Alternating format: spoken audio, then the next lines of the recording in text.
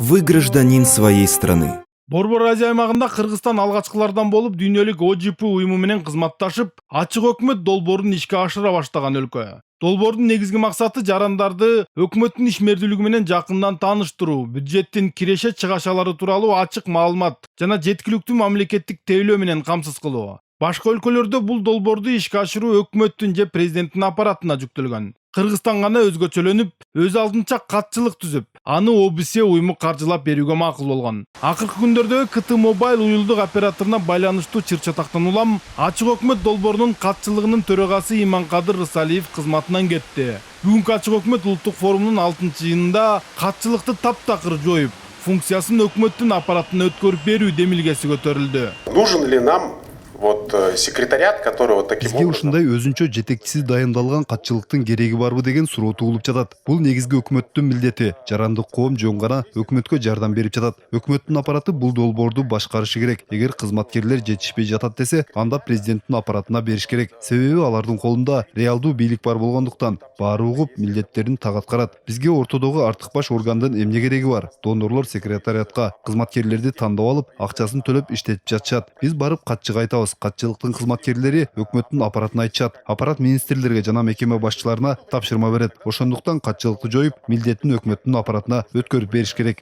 Ачык өкмөт долбоорунун катчылыгында 4 кызматкер иштеп, министрликтерден жана мамлекеттик органдардан маалымат чогултуу менен алектенип келишкен. Учурда төрагасы дагы жок калды. Мындан аркы тагдыры кандай болот, аны өкмөт чечет. Ушул жерде сунуш түштү, ушул секретариат өзүңүздөр уктуңуздар, ушул өкмөттүн астында болсо деп.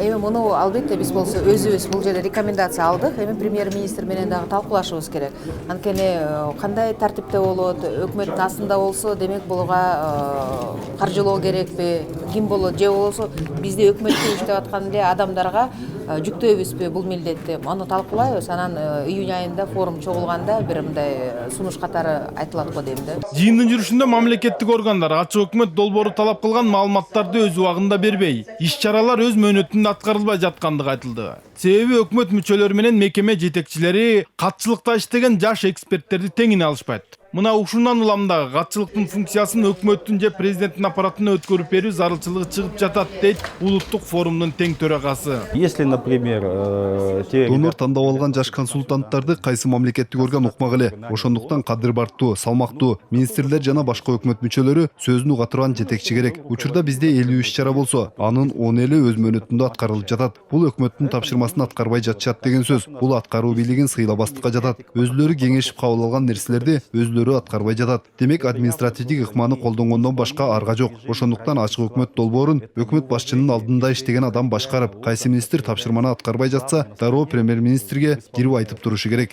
Эскерте кетсек, өткөн аптада ачык өкмөт долбоорунун катчылыгынын төрагасы Иманкадыр Рысалиев Кыргыз Телеком ачык акционердик коомунун астында ачылып жаткан КТ Мобайл улуттук операторунун ишке киргизүү аракетин көрүп, Мегаком компаниясынын башкы директорун коркутуп үркүткөндүгү белгилүү болду. Өкмөт башчы Мухаммедкалы Абылгазиевдин талабы менен Иманкадыр Рысалиев ачык өкмөт долбоорунун катчылыгынын төрагасы кызматынан кетти. Андан мурда КТ Мобайл компаниясынын директорунун орун басары Эрназар Иманкадыр уулу да кызматын тапшырган. Вице-премьер-министр Алтынай Өмүрбекованын айтымында, ачык өкмөт долбоорунун катчылыгынын төрагасы кантип кызматка келгени белгисиз. Себеби жободо катчылыктын кызматкерлерин жумушка алуу тууралуу жазылган, бирок төрага кандай дайындалат жазылган эмес.